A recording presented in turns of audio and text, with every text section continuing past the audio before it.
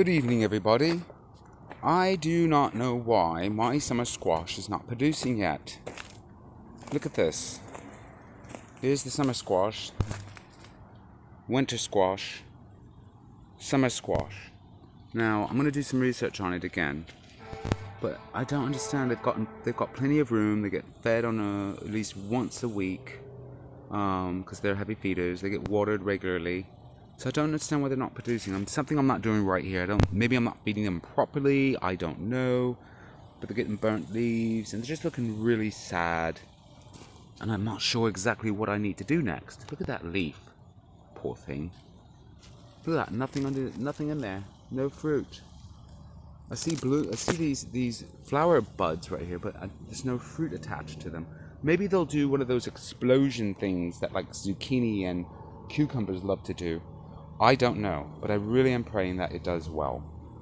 Over here, though, this giant creature right there is doing rather well. This one's produced, I've got about 2 fruit I've been able to spot. Now, it's like a jungle in there, so I'm sure there might be a couple more hiding. That's wishful thinking or hopeful thinking. I don't believe in hope, but wishful thinking. Don't really believe in wishes either. But here we go. Let me go around and see if I can show you those 2 that have produced. Hello, Harmony. Back towards me. Look at that. So rude. If you can see, those are those 2 right there. You see them? 1 and 2. And I'm hoping there's some more hiding in there, but I've got to really be a lot more diligent. It seems that I grow much more produce during the fall and winter. I mean, I can grow a mass amount of brassicas, and I'm going to do some carrots. I've got the rainbow variety as well as the Danver carrots as well. So those are going to be growing. But I've got 4 of these still growing. They're growing a little slower than I'd like. There's 1, 2, 3, 4, and this one's only produced 4 melons. So that's a little disappointing. But not too disappointing, because at least it did produce melons. Now, there's another one over here. Let me go over this way. Checking on over. Look at all these zinnias growing. Look at that. Look at that zinnia plant. These things are really strong flowers, and they're amazing. Pollinators love them. Butterflies and bees adore them. So I'm going to plant some English daisies in that one right there. That's going to be nice. And I want to show you this as well. Now, what I did in here is I planted marigolds and auroras. And I think the marigolds have taken dominance, but they're doing really well. And I did direct seeding in this tire right here. Put a little bit of upcycling going on. I'm going to see if I can put like a border around this. I'd like to do some creeping, what's it called? God, I can't remember. It's a purple, comes in different flowers. It's a creeping kind of purple ground cover. And they're going to grow about maybe 3 inches tall. Elysium, there you go, Elysium. So I'm going to do it along this area right here. Bring some color in here. But let me step over here as I was saying before then. And this is another melon plant. And this thing has really just taken off.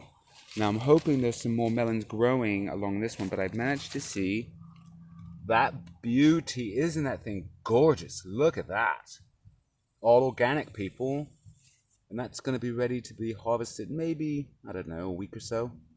Can't imagine much longer. But look at that. I think it's beautiful. Look at this one over here too. This one, as if I see another one. There isn't any more yet. But this has been growing really vigorously.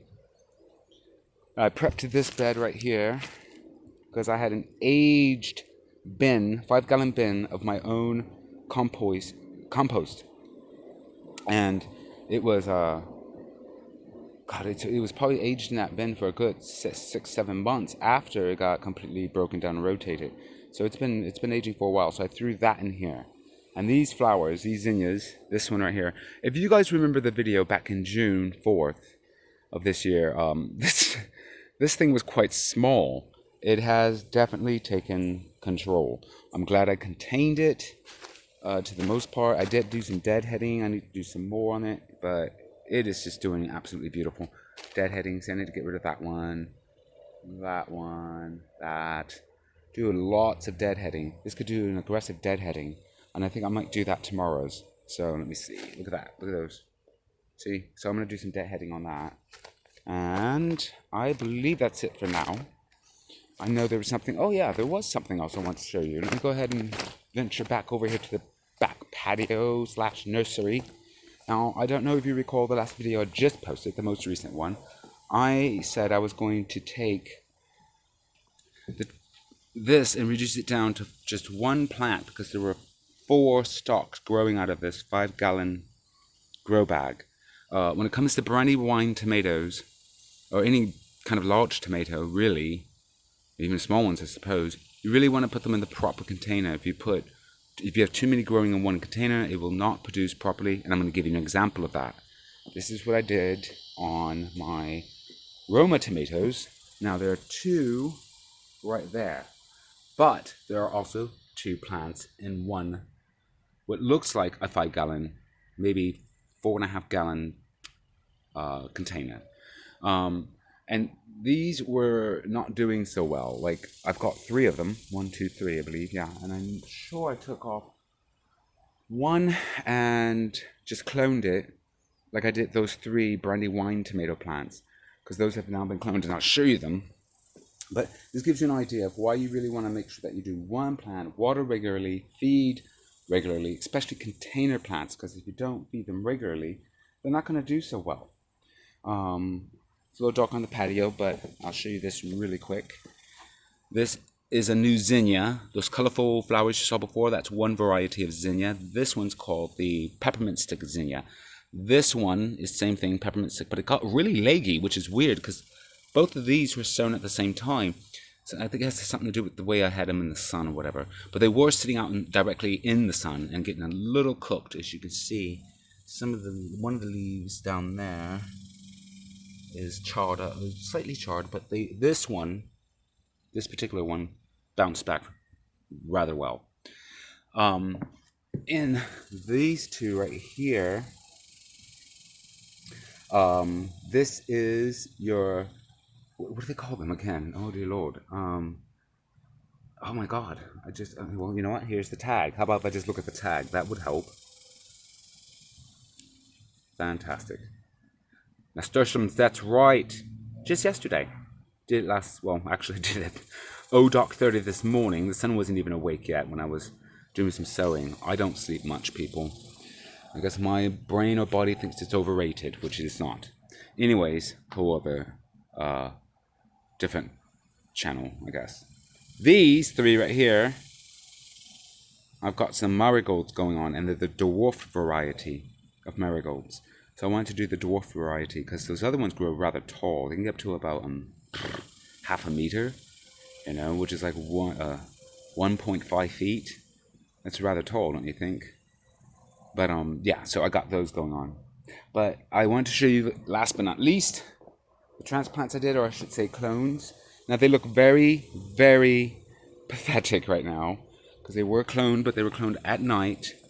Here's one, there's another, and there's another. So those were the 3 that were in this one right here. Now, they do look really sad, but they do bounce back because I went ahead and cloned one of the clippings from this plant, which is your cherry tomato plant. You can see there's one last cherry tomato left. But I did it on this one. And it looked really pathetic. It looked sad. I believe it's in one of my last videos. But this one has truly bounced back. And it's just absolutely amazing because I clipped it, chink, like that. And then I went ahead and placed it right here with a fresh, nutrient-rich compost that I created myself. Proud to say. Little pat on the back. You're going to hear a pat right now. That's me patting myself on the back. But anyway, there you go.